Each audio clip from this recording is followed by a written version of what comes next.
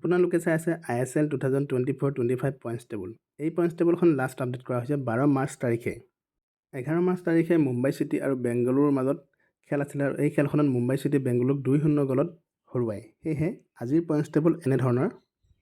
1 নম্বৰত আছে মোহন বাগান, 24 মেচ খেলিছে 56 পইণ্ট। 2 নম্বৰত আছে FC গোৱা, 24 মেচ খেলিছে 48 পইণ্ট। 3 নম্বৰত আছে নৰ্থ ইষ্ট ইউনাইটেড, 24 মেচ খেলিছে 38 পইণ্ট।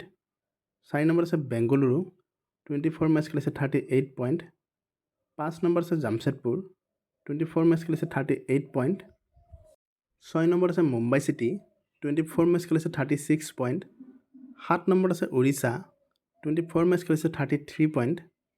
8 নম্বৰত আছে পাঞ্জাৱ FC, 24 মেচ খেলিছে 28 পইণ্ট। 9 নম্বৰত আছে কেৰালা ব্লাষ্টাৰ্ছ, 23 মেচ খেলিছে 28 পইণ্ট। 10 নম্বৰত আছে ইষ্ট বেংগল, 24 মেচ খেলিছে 28 পইণ্ট। 11 নম্বৰত আছে চেন্নাইন FC, 24 মেচ খেলিছে 27 পইণ্ট। 12 নম্বৰত আছে হায়দৰাবাদ, 23 মেচ খেলিছে 17 পইণ্ট। আৰু 13 নম্বৰত আছে মহম্মডন, 24 মেচ খেলিছে 13 পইণ্ট।